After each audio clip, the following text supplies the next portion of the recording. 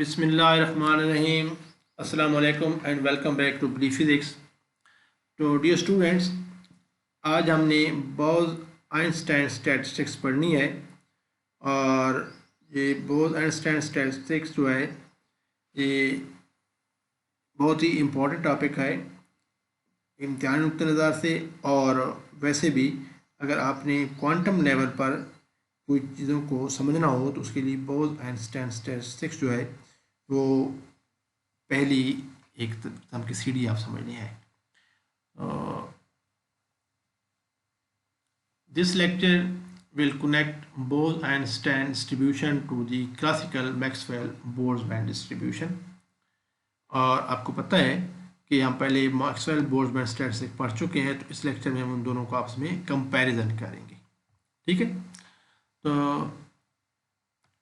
तो corresponding to Maxwell Boltzmann distribution function, Maxwell Boltzmann distribution function हम पहले से पता है हमें, वो हमारे पास क्या होता है, वो ये हमारे पास है मैक्सवेल बोल्ट्जमैन डिस्ट्रीब्यूशन फंक्शन। ये हम पहले पढ़ चुके हैं कि n i is equal to a e raise to power minus beta epsilon i, epsilon i the energy of the ith particle, या इसको मिल सकते हैं n over z where z is the partition function into e raise to power minus beta epsilon i. तो इसी को देखते हुए जो बोज़ और आइंस्टाइन ने डिस्ट्रीब्यूशन फंक्शन को थोड़ा सा मॉडिफाई किया, और ये बराबर इसको जो डिस्ट्रीब्यूशन फंक्शन है बोज़ आइंस्टाइन का वो है N I over N is equal to 1 over B into E raise to the power beta epsilon I minus 1। अब ये बोज़ आइंस्टाइन पार्टिकल है स्टैटिस्टिक है, ये बोसॉन्स के लिए। Boson are the identical particles that can occupy the same quantum state, यानी वो Fermi poly exclusion principal जो है उसको ओबे नहीं करते। ठीक है, जो फर्मियॉन्स हैं वो तो ओबे करते हैं, लेकिन unlike fermions the bosons do not follow the Pauli exclusion principle. इसकी एग्जांपल हीलियम 4 एटम्स हो सकते हैं या फोटॉन्स हो सकते हैं। ठीक है, तो इसलिए ये मल्टीपल ऑक्यूपेंसी इसमें अलाउड है, यानी डी जनरेसी इसमें अलाउड होती है। ठीक है, अब हमने ये जो है इसको हम इसकी जो टर्म्स हैं उनको पहले डिफाइन कर लेते हैं। यहाँ पर एन आई से मतलब है number of particles in state या number of phase points in a cell of a system. n is the number of the available states and beta is equal to 1 over kt, और b is the constant related to the chemical potential। ठीक है, अब हमने अब इसमें जो important चीज़ है वो ये -1 है। -1 को हम कह सकते हैं कि -1 is the signature of Bose Einstein distribution. ये -1 ही है। अब देखिए इस -1 से क्या मतलब, इसका मतलब ये होगा कि ये जो नंबर है ये 1 से छोटा हो जाएगा, नीचे वाला डिनोमिनेटर। जब डिनोमिनेटर 1 से छोटा हो जाए फर्ज करें, तो उसका मतलब ये होगा कि ये जो नंबर, ये ओवरऑल नंबर है ये 1 से बड़ा हो जाएगा ये फ्रैक्शन। तो आपके पास यहाँ से क्या हम लिख सकते हैं, N I will be much greater than N. इससे क्या मतलब है, इससे ये मतलब होगा कि जो नंबर यानी नंबर ऑफ पार्टिकल स्टेट है वो ज़्यादा हो सकती है एक स्टेट में। एक स्टेट में एक से ज़्यादा पार्टिकल्स हो सकते हैं, 2 पार्टिकल सेम स्टेट में, या इन मतलब एक स्टेट एक पार्टिकल 2 स्टेट्स में हो सकता है। ठीक है, तो यही डीजेनरेसी है। क्लियर, तो ये -1 इसकी बहुत ज़्यादा इंपॉर्टेंट है इसमें। यानी इसके अगर हम दोनों की फंक्शन ड्रा करें, कर्व्स ड्रा करें, तो देखें आपके पास कि जो बोज़ आइंस्टाइन है स्टैटिस्टिक्स है, इसकी जो कर्व है इट है स्टीप। यहाँ पर ये पीक इसका आ रहा है, कहाँ पर आ रही है पीक इसकी, पीक आ रही है इसकी लो एनर्जी पर। इसमें bosons tends to cluster together specially at the low energy levels. ठीक है, that's why Bose Einstein distribution peaks at the low energies more than the Maxwell Boltzmann. At high energy they become almost, trend होता है एक same हो जाता है। Clear, if the number of particle. अब आगे देखें, अब अगर फर्ज करें को ऐसा हो जाए कि नंबर ऑफ पार्टिकल्स लेस हो जाए, less than the number of states, यानी n i is less than n हो जाए। If the number of particle is much less than the number of states, तो हमारे पास क्या बन जाएगा, ये n I over n which much less than one. Much less than one से मतलब ये है कि ये नंबर जो है लेस देन वन है, ये वाला है। तो ये दोनों बराबर है, ये भी लेस देन वन है। इस लेस देन वन से क्या मतलब है कि डिनोमिनेटर जो है ये बड़ा है और न्यूमरेटर छोटा है। ठीक है, तो डिनोमिनेटर बड़ा का मतलब ये है कि ये जो फंक्शन है, ये वाला फंक्शन जो पहले वाला फंक्शन है, ये वाला फंक्शन जो है, ये वाला टर्म जो है, इसकी वैल्यू वन से बहुत बड़ी हो जाती है। उससे अब एक नंबर वन से बहुत, एक नंबर बहुत बड़ा हो जाए, दूसरा बहुत छोटा हो जाए, तो हम जो छोटे नंबर उसको हम क्या कहते हैं, वो माइनस हो रहा है, उसको हम निगलेक्ट कर सकते हैं। तो here the one can be neglected. जब वन इसको निगलेक्ट करते हैं तो आपके पास एन डिस्ट्रीब्यूशन क्या बन जाएगा, तो ये बन जाएगा one n I over N is equal to one over B into b e power beta epsilon i, या one over B into e power minus beta e आई।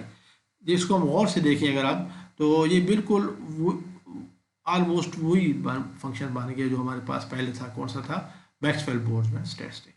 तो उसका मतलब ये हुआ कि एट हाई एनर्जीज ये दोनों आपस में क्या होते हैं, एक जो मैक्सवेल बोल्ट्जमैन स्टैटिस्टिक्स है और बोल एंड स्टैटिस्टिक्स आपस में एक दूसरे कोइंसाइड कर जाती है। ठीक है, तो Bose and statistics becomes Maxwell Boltzmann statistics at the high energies or low densities.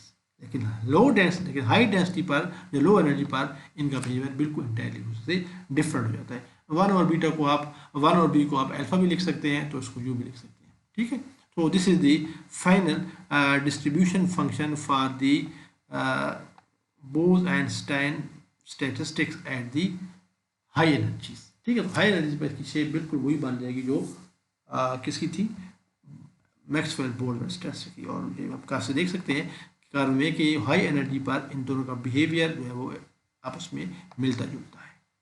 ठीक है, तो अब हम जो कंपैरिजन है, उस कंपैरिजन से हमें क्या क्या चीज़ें मिली हैं। So this comparison helps us understand quantum effects on particle distribution at low energy. Bose-Einstein curve rises due to the boson clustering, while MB जो Maxwell Boltzmann statistics थी, it does not have peak value. Bose-Einstein statistics जो है ये quantum statistics है, और Maxwell Boltzmann जो statistics क्या थी, ये किसी कुछ क्लासिकल लिमिट्स के अंदर ये काम करती है। ठीक है, Maxwell Boltzmann statistic distribution function gives the number of phase points पर subset, whereas the Bose-Einstein gives the number of phase points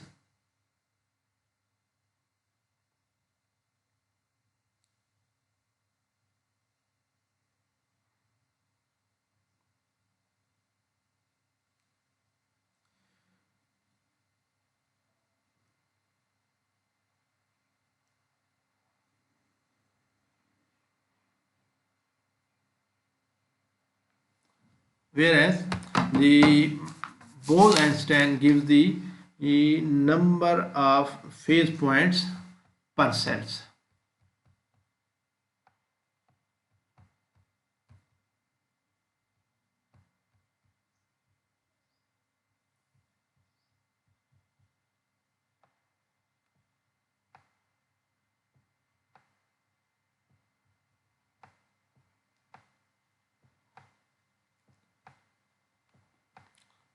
sorry, ये उल्टा लिखा गया है।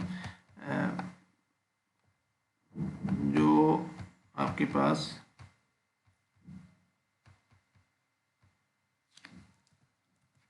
Bose-Einstein statistics है, it gives the distribution function gives the number of phase points per subset, ये atomic level पे, lower level पे आ जाएंगे।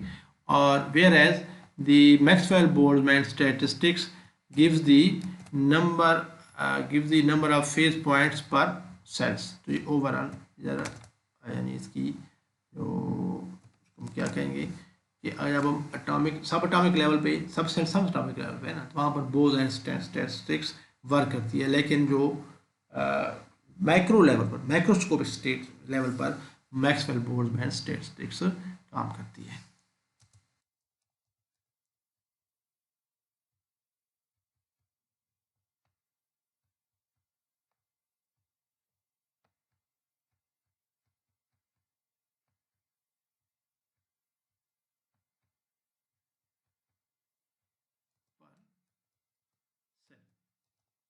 तो आज के लिए इतना काफ़ी है। तो ये हमारा आज का लेक्चर था। हमने क्या किया है, मैक्सवेल बोल्ट्जमैन स्टैटिस्टिक्स और बोल एंड स्टैटिस्टिक्स का उसमें कंपैरिजन किया है और उसका डिस्ट्रीब्यूशन फंक्शन को देखा है।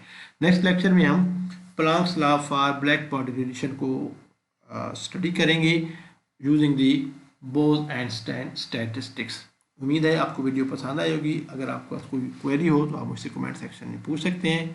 मिलते हैं बहुत जल्द, तब तक के लिए अल्लाह हाफिज़।